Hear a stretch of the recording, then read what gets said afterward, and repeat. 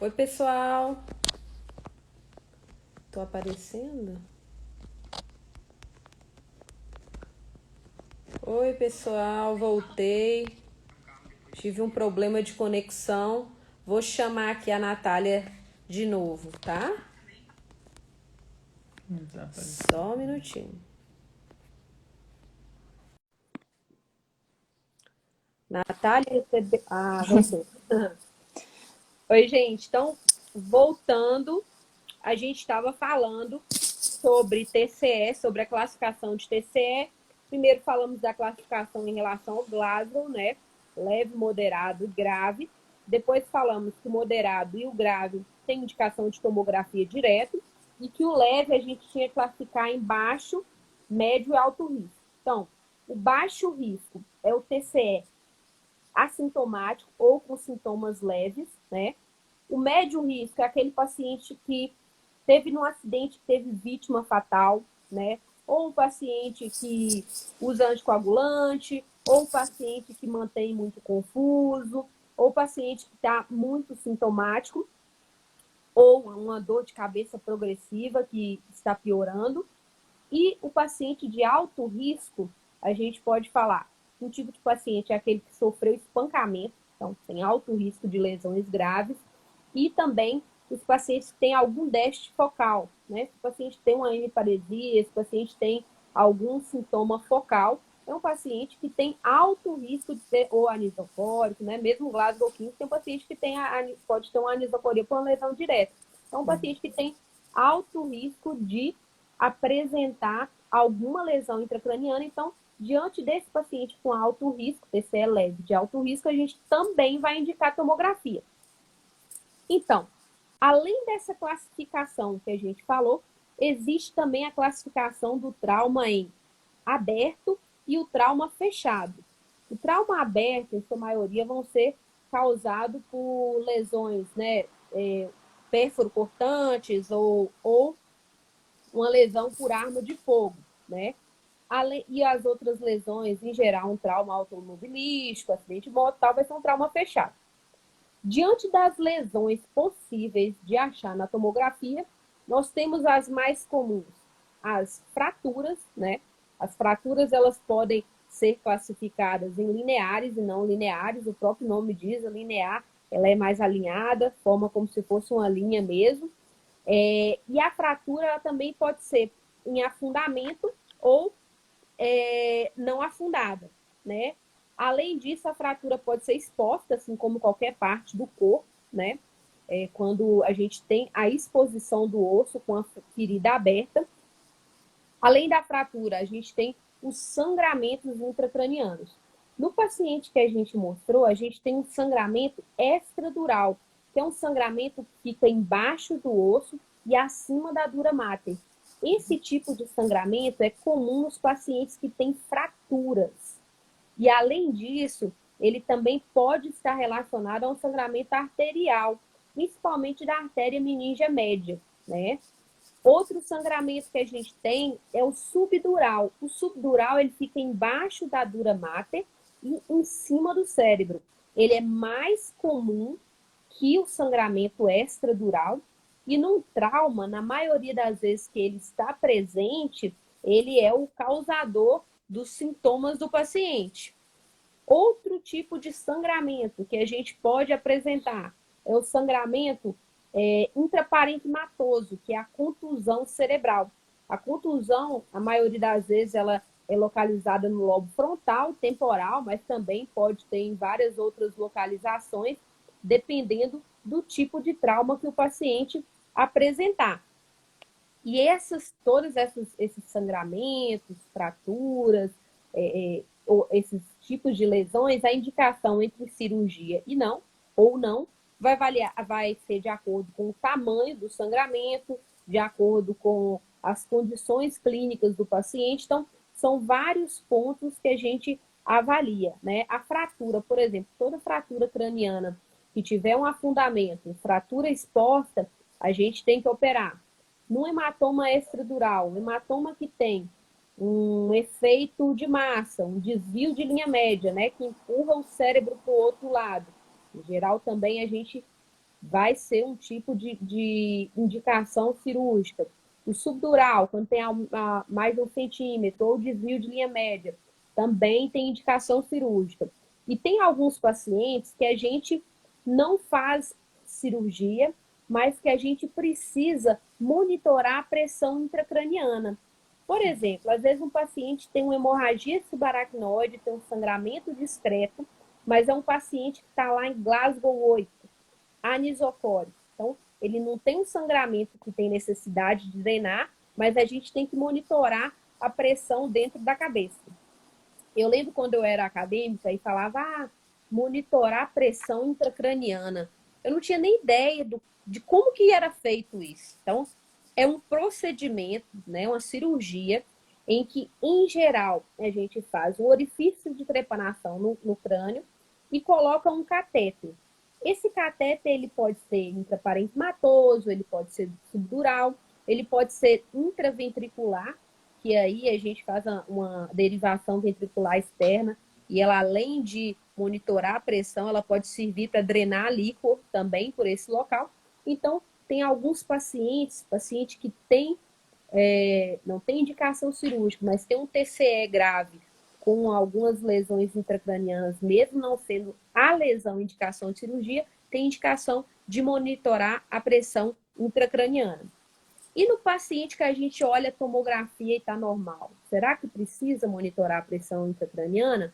Tem alguns tipos de paciente que a gente também tem que monitorar a pressão intracraniana, apesar da tomografia parecer normal, né? Aliás, apesar da tomografia estar completamente normal, né? Alguns pacientes paciente em geral tem mais de 40 anos, paciente que tem uma hipotensão, né, não evidenciada por outro tipo de traumatismo. Então, tem alguns pacientes especiais que, mesmo com tomografia normal, a gente monitora a pressão intracraniana. No geral, né, todo paciente com TCE, independente da causa, né, do tipo de trauma que ele tem, a gente tem que seguir aquelas regrinhas do ABCDE. Então, sempre a via aérea é mais importante. Então, chegou o paciente está com Glasgow 8, Glasgow 4, Glasgow 5, a prioridade não é subir para o centro cirúrgico, a prioridade é entubar o paciente e garantir a via aérea. Então, isso é super importante. Antes de falar, isso aqui é cirurgia, isso aqui... A primeira coisa que você tem é monitorar o paciente, controlar a pressão arterial, entubar o paciente. Então, isso é o mais importante.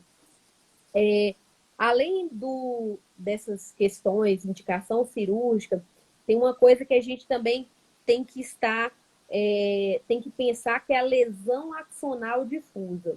O que é isso? Na lesão axonal difusa, muitas vezes você olha um paciente anisocórico, ou você olha que foi um trauma craniano grave, o paciente teve múltiplas lesões em outros órgãos, fez trauma pulmonar, fez trauma abdominal e tal, e aí você olha a tomografia de crânio daquele paciente, aquele paciente está normal. Ou muitas vezes o paciente tira a sedação e esse paciente não acorda, mas você faz tomografia de crânio nele e não vê nenhuma lesão, né? A lesão axonal difusa, como o próprio nome diz, né? É uma lesão axonal, você não tem uma lesão ali que você consiga ver na tomografia, muitas vezes você só vê na ressonância. E tem alguns pontos na ressonância que nos levam a esse diagnóstico, alguns pontos de lesão característicos. Mas você não vai levar o paciente para a ressonância só para ter esse diagnóstico. É um diagnóstico que você faz uma suspeita, né? O paciente às vezes pode ter uma lesão, uma sequela neurológica grave, mas sem ter um hematoma grande, sem ter uma lesão grande, alguma coisa do tipo. Manitol, né, para o paciente com TCE, né? Muita gente questiona, faz manitol, não faz manitol. Aquele paciente que você tem certeza, né, que está diante de um quadro de hipertensão intracraniana, o tratamento dele, se ele tiver um sangramento grande, é drenar aquele sangramento, né? Se ele tiver indicação de craniectomia descompressiva, tratar aquela craniectomia fazer a cirurgia.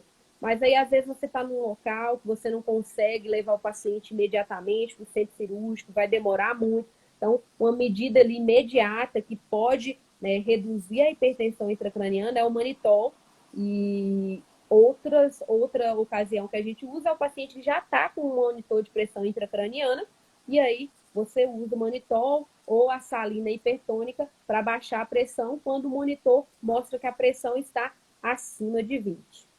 Eu acho que foi muita informação, né? Mas assim, e TCE é muito mais do que isso que a gente falou hoje na live. Ainda tem classificação tomográfica de Marshall, tem várias coisas. Diante de cada lesão, tem um tipo de indicação cirúrgica ou não. Mas, para ter uma ideia, né, de tudo que envolve, da classificação, rever a indicação tomográfica que a gente já falou anteriormente, né? Então, assim, esse foi o objetivo, né? Dar um geral, uma ideia do tipo de lesão relacionada ao trauma e, principalmente, rever também a indicação de tomografia, que eu acho que é o mais importante para vocês, como acadêmicos, ter essa ideia em mente do paciente que está diante de você e você vai ter que mandar, às vezes, para um outro local, para um serviço de uma atenção secundária para fazer um exame. Fala, Bruno, você está querendo falar? Eu tô. Só ela falou os 30 minutos de neurocirurgia. Não, foi. Bom, vamos lá. Uma coisa que é importante, além do TCE, em relação ao caso que a gente discutiu aqui. A primeira coisa que chama a atenção, que é muito importante para todo médico, inclusive para quem está se formando em medicina, né? Para os acadêmicos de uma forma geral. É muito importante avaliar a cinemática do trauma.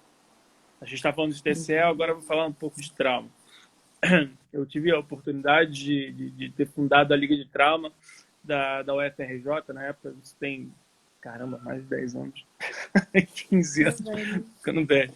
Então, isso é muito importante. O trauma de uma forma em geral, o atendimento ao trauma é uma coisa que vai salvar o paciente. Aquela sequência de A, B, C, D, E, ela é feita dessa forma porque, de acordo com os estudos em relação ao trauma, é a sequência que mais mata, que mata mais rápido numa lesão por trauma. A, vias aéreas, B, de breathing, C, de circulation, D, de sistema nervoso, né, o disability, e o E, de exposition, de exposição do paciente. Então, tem que seguir essa regra, porque são as coisas que mais matam. Importante, no caso, é que o paciente foi projetado para fora do carro. Não foi isso? Isso já é uma indicação de um trauma de extrema gravidade, de uma energia traumática muito grande. Independente desse paciente, por exemplo, se ele chegasse lá Glasgow 15, a gente teria que fazer uma tomografia nele, porque ele é um paciente, é um TCE ele seria de médio risco, né? Pela ejeção do carro. Exatamente, é uma coisa importante. Outra coisa importante é em relação ao que o paciente apresentava e o exame neurológico dele. Paciente com anisocoria, geralmente, ele está com um nível de consciência muito rebaixado. A gente espera, geralmente, um Glasgow abaixo de 9, um Glasgow abaixo de 8 para baixo, né? Geralmente. Mas, às vezes, a gente também observa Glasgow de 9, mas não é comum, geralmente de 8 para baixo, porque é uma lesão intracraniana muito grave, um extradural, capaz de comprimir o terceiro par craniano, significa que é um efeito de massa grande. Geralmente o nível de consciência dele está bem rebaixado. Tá? Uma coisa muito importante que eu vou falar para vocês, acho que a última dica que eu vou dar, vou ser bem breve. Isso vai acontecer no plantão de todos vocês. Independente da especialidade, independente do que você fizer, você vai fazer dermato, mas algum dia você vai atender um paciente com TCE. Exatamente. Vai chegar no plantão aquele paciente que está muito agitado, ou ele ingeriu bebida alcoólica, alguma coisa, tem um traumatismo craniano, tem uma lesão intracraniana, e o pessoal fala, não ceda ele, não faz nenhuma medicação para ele, deixa ele agitado porque o neuro precisa avaliar. Negativo. Nunca façam isso. Sempre cedem o paciente, deixem o paciente sedado, não deixem ele agitado. A própria agitação pode piorar as lesões neurológicas. Inclusive, eu já vi, né, casos e relatos de paciente agitado na sala de trauma, o paciente caiu, teve um novo TCE por causa de agitação. Exatamente. É importante a gente avaliar o estado do paciente quando ele estiver em condições de ser avaliado. Então, uma vez que vocês se deparem com um paciente extremamente agitado, com traumatismo craniano, não pensem duas vezes em sedar ele. Podem sedar, depois o neurocirurgião vai olhar as imagens, vocês podem relatar o que ele estava, como ele estava, O Glasgow de entrada, né? como ele estava se apresentando. E se o neurocirurgião for realmente um profissional sensato, ele não vai ficar chateado com vocês, muito pelo contrário. Vai agradecer a vocês por ter cuidado bem do paciente. Essa é a dica que eu vou dar para vocês. Só informação. Doutor, mesmo se o paciente chegar com Glasgow 15, mas ele está mega agitado, poderia sim entubar? Entubar, não. Não falei isso. Só sedar. A gente não fala Desculpa. Sedar. Sim, sim. Pode sedar, não tem problema nenhum. Ele vai fazer uma tomografia, mas é melhor que ele não fique agitado. E vocês vão ver o dia no plantão o que é um paciente agitado. Às vezes por mistura de duas coisas, ou por drogas ilícitas, álcool, junto com o TCE. Ah, tá. E só lembrando que o paciente que usou álcool também é indicação de tomografia. A gente também classifica como TCE de médio risco, mesmo que o paciente esteja Glasgow 15 ou Glasgow 14. Tá bom? Temos perguntas? Doutores, eu acho que não. Ah, então todo mundo está sabendo de tudo. Não tem. Traumatismo craniano é um tema que é muito longo. Que a gente pode falar do TCE em si, a gente pode falar do metabolismo cerebral, a gente pode falar dos tipos de hematoma, das indicações de cirurgia para cada tipo de hematoma, TCE no adulto, TCE na criança, que tem algumas coisas que mudam. Então, o tema é realmente muito extenso.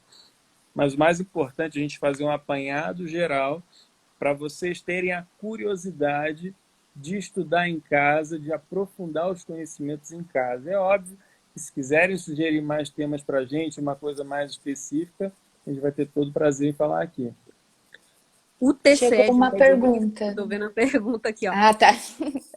O que mais classifica TCE de médio risco, independente da escala de Glasgow? Não. TCE de médio risco, ele é depois da escala de Glasgow. Então, isso aí são os pacientes com TCE leve. Então, quem a gente classifica em baixo, médio e alto risco são só os pacientes que a gente já classificou como TCE leve, ou seja, os pacientes que são Glasgow 14 e 15, para definir o grau de gravidade além do Glasgow. Então, eu pego o paciente com Glasgow 14 e 15 e vejo se ele tem alguma das características, né? Usa bebida alcoólica, foi ejetado, foi espancado, usa anticoagulante, tem mais de 65 anos. Olha todas aquelas outras características para ver se esse paciente merece mais observação e tomografia de crânio. Mais pergunta? Como avaliar o nível de consciência em o quê? Crianças com TCE. Crianças com TCE. Então, crianças, inclusive, eu estou devendo uma live sobre TCE em criança, né? Não sei, talvez a gente reveja. Porque existe uma escala de Glasgow própria para as crianças, né? Porque às vezes tem criança que ainda não fala, né? Em geral, maiores que 2 anos, a gente já consegue adaptar na escala de Glasgow de adultos, mas existe uma escala própria para crianças, vou deixar postada para vocês depois. Mais alguma pergunta?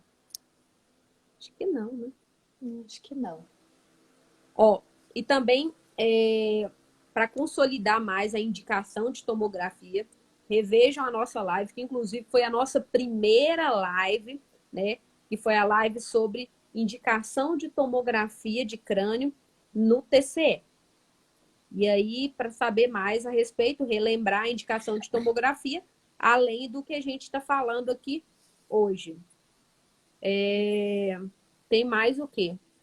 Tem mais uma pergunta? Sim. Pode falar. Sobre epilepsia, será que é? Deve ser epilepsia que ela epilepsia.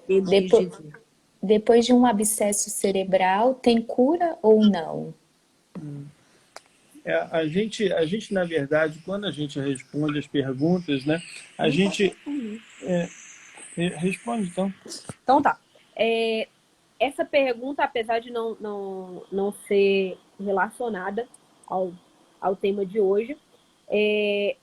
Qualquer lesão intracraniana, hematomas, tumores, abscessos, eles podem causar, né, algum grau de lesão cerebral, de lesão no córtex, que pode determinar, sim, uma epilepsia, crises convulsivas permanentes. Então, não tem como você falar se vai ter cura ou não, depende de cada paciente.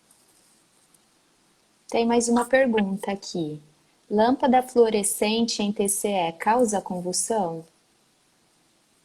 Em TCE, olha, Sim. em geral, né, eu acho que essa pergunta é originada de outro fator. Por quê? Pacientes com epilepsia, às vezes, não a lâmpada fluorescente, mas às vezes telas muito coloridas, com movimentos muito rápidos, podem ocasionar, né, podem desencadear crise convulsiva em paciente que já tenha epilepsia, mas não só a lâmpada. Acho que só de pergunta, né? Sim. Então, Natália, foi um prazer, tá? Muito obrigada por ter participado da nossa live de hoje. A gente ainda não definiu o tema da próxima live, mas em breve a gente já vai definir. Estejam todos aqui na próxima segunda-feira, porque toda segunda-feira... Tem 15 minutos de neuro. Às 20h37. Doutora, O horário. muito obrigada pela oportunidade. É muito enriquecedor esses 15 minutos para nós acadêmicos. Muito obrigada mesmo. Eu que agradeço a presença de todos e até semana que vem. Obrigada, Natália, e boa noite. Boa noite. Tchau, tchau. Tchau. Tchau.